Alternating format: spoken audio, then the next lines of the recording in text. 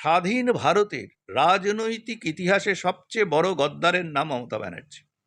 আমি বলছি একটি দুর্নীতিগ্রস্ত মহিলা, মিথ্যেবাদী মহিলা। আমি দায়িত্ব নিয়ে বলছি। তার কারণ হচ্ছে পশ্চিমবঙ্গের বর্তমান মাননীয় মুখ্যমন্ত্রী একটা খুব ট্যাকটিক্যালি ভালো কাজ করেছেন, রাজনৈতিক উদ্দেশ্য হয়তো সেখানে ছিল, যে উনি সম্প্রতি পশ্চিমবঙ্গের বিধানসভায় সেই জুলাইয়ের গুলি চালনার যে কমিশন হয়েছিল তার রিপোর্টটা প্রকাশ করে দিয়েছেন এবং এফআইআর করার সুযোগ দিয়েছেন।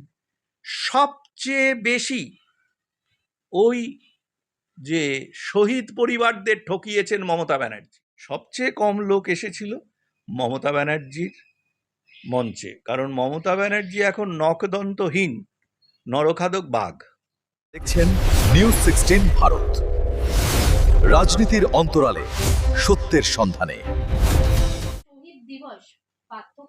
গদ্দারি মমতা ব্যানার্জির রক্তে, মমতা ব্যানার্জির রাজনীতির পুরো ইতিহাস যদি দেখা যায়, গদ্দারি হচ্ছে ওনার সবচেয়ে বড় ইউএসপি। সুতরাং উনি অন্যদের গদ্দার বলবেন, এটা তো স্বাভাবিক। যারা দল ছেড়ে চলে গেছে আবার বোঝাই যাচ্ছে যে অক্ষমের নিষ্ফল প্রয়াস, এবং উনি হতাশা থেকেই বলছেন। এবং যারা ছেড়েছে তাদের মধ্যে সিংহভাগ কিন্তু বলেছিলেন যে তারা তৃণমূল কংগ্রেসে মমতা ব্যানার্জির নেতৃত্বে কাজ করতে কোনো আপত্তি নেই, শুধু অভিষেক ব্যানার্জিকে এই হারের দায় নিয়ে ছাড়তে হবে। তার জায়গায় মমতা ব্যানার্জি অভিষেক ব্যানার্জিকে আরও জাপটে ধরছেন এবং তার দুর্নীতিকে এন্ডোর্স করছেন, কারণ তিনি কিন্তু অভিষেক ব্যানার্জির রাজনৈতিক পদ থেকে তাকে সরাবেন না।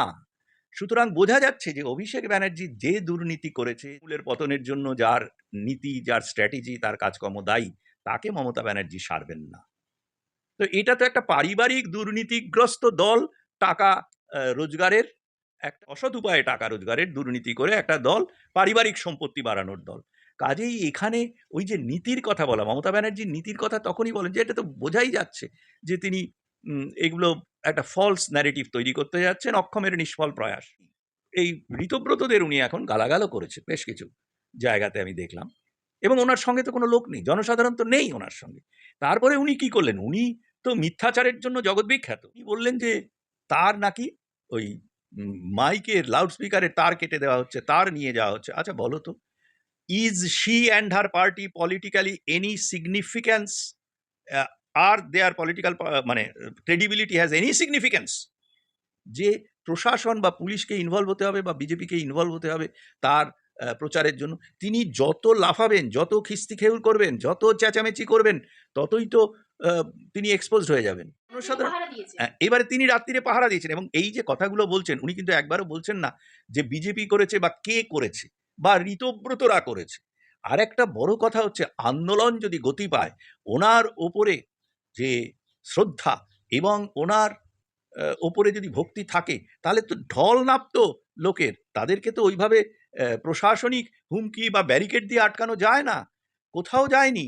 কী সব পাগলের মতো প্রলাপ বলেন। এখন উনি হচ্ছেন পশ্চিমবঙ্গের জনসাধারণের কাছে একটা এন্টারটেইনমেন্ট, একটা হাসির খোরাক হয়ে গেছে, এবং ওনার আজকের কথাবার্তাও তাই।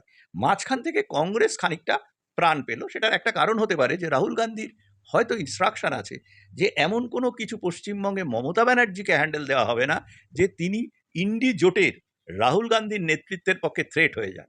বিজেপিকে কেন্দ্র থেকে টপল করা, এটা তো দূরতম স্বপ্নেও কোনো মাতালও ভাবতে পারে না, শুধু মমতা ব্যানার্জি পারে, কারণ উনি মেগালোম্যানিয়াক। এটাই হচ্ছে মমতা ব্যানার্জির সম্পর্কে কথা। আরেকটা জিনিস হচ্ছে, উনি একটি দুর্নীতিগ্রস্ত মহিলা, মিথ্যেবাদী মহিলা। আমি দায়িত্ব নিয়ে বলছি।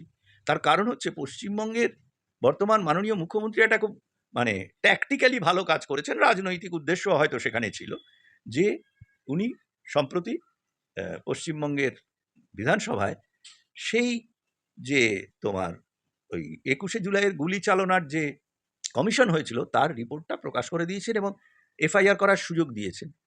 সবচেয়ে বেশি ওই যে শহীদ পরিবারদের ঠকিয়েছেন মমতা ব্যানার্জি, তার পরিবার। কারণ ওই রিপোর্ট থেকে জানা যাচ্ছে যে কমিশনের রিকমেন্ডেশন ছিল 25 লাখ করে নিহতদের দেওয়ার, এবং যারা গুরুতর আহত হয়েছিলেন তাদেরকে 5 লাখ করে দেওয়ার। ওই রিপোর্টটা যে বয়ান কি ছিল সেটা পাবলিক হতে দেননি, কারণ রেকর্ডস বলছে যে তার সরকার ক্ষমতায় এসে শহীদ পরিবারের যারা মৃত ছিল প্রতি মৃত শহীদের জন্য 2 লাখ টাকা দিয়েছিলেন, 25 লাখ নয় 2 লাখ, এবং যাদেরকে 5 লাখ দেওয়ার কথা ছিল তাদেরকে দিয়েছেন 15,000 করে। এই টাকাগুলো কোথায় গেল? এই শহীদ পরিবারদের শহীদের রক্ত নিয়ে তিনি দুর্নীতি করেছেন, টাকা মেরেছেন, ব্যবসা করেছেন এবং রাজনৈতিক উদ্দেশ্য চরিতার্থ করেছেন। প্রশ্ন এখানেও মানে মমতা বন্দ্যোপাধ্যায় যদি আরও কারণ আছে, যেহেতু এইটা প্রকাশ পেয়ে যেত ফাইল খুললে। দ্বিতীয় হচ্ছে যে সেই গুলি চালনার সময় যিনি প্রশাসনিক দায়িত্বে ছিলেন সে লোক, সেই আইএসকে তিনি তার মন্ত্রিসভায় জায়গা দিয়েছিলেন, পরবর্তীকালে তাকে রাজ্যসভায় পাঠান মমতা ব্যানার্জি। তাহলে তো বলতেই হয় যে সেদিন যে সিপিএমের পরিচালিত বামফ্রন্ট সরকার যে গুলি চালিয়েছিল শহীদদের ওপর, তাতে তাদের সঙ্গে একটা কোনো রকম গোপন আঁতাত করে মমতা ব্যানার্জি এই শহীদের রক্তের ওপর ভর করে তাদের সেই রক্তের ওপরে দুর্নীতির টাকা আত্মসাৎ করে রাজনৈতিক ফায়দা তুলে ক্ষমতায় এসেছিলেন। বন্দ্যোপাধ্যায় বলছেন সিজেপির সাথে নাকি আসলে ককরোচ জনতা পার্টিটা বিদেশি মানে আনুকূল্যে তৈরি হয়েছে ভারতবর্ষের সিস্টেমকে ভাঙার জন্য, এবং ভারতের টুকরে হঙ্গে গ্যাংয়ের হয়ে কাজ করা হাদির হত্যাকারীদের পশ্চিমবঙ্গে আশ্রয় দেওয়া, এটা তো উনি এবং তার পারিবারিক নেতৃত্ব যে এর আগে করে এসছে সেটা তো আমার আগে বিরোধী শক্তি, যারাই দেশ বিরোধী শক্তি, যারাই ভারতীয়ত্বের মানে পক্ষে, তাদের বিরোধিতা করা এই যে দলগুলো থাকবে, তার মধ্যে আরশোলা দল একজন বলে, আর মমতা ব্যানার্জি এখন কেচোর দল হয়েছেন, তিনি এই সে কেঁচোগুলো আরশোলার মধ্যে গিয়ে ভিড়বে। নিউজ 16 ভারত, রাজনীতির অন্তরালে সত্যের সন্ধানে।